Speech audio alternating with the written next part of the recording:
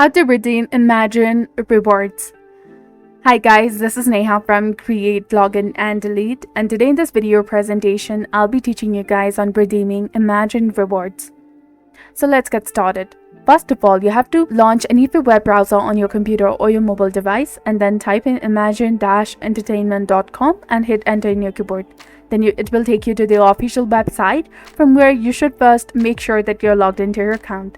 Then after, click on Imagine Rewards, that is in the top right corner of the screen just beside the show times. Click on it. And to purchase tickets online using your rewards, you need to log into Imagine website. Select your show time and proceed to the payment page. And if you have a free reward available for a movie that is redemption eligible, it will appear on the right hand side of the screen. Simply click on the apply button, and if not, enter the barcode located at the bottom of the ticket, then click on continue to verify the code.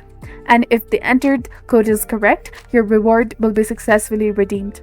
So that's how you can redeem Imagine Rewards. If you found this video helpful, don't forget to hit that like button and drop a comment for any queries, and subscribe to our channel for more useful tutorials. Thank you for watching and stay tuned for similar helpful contents. See you in the next one.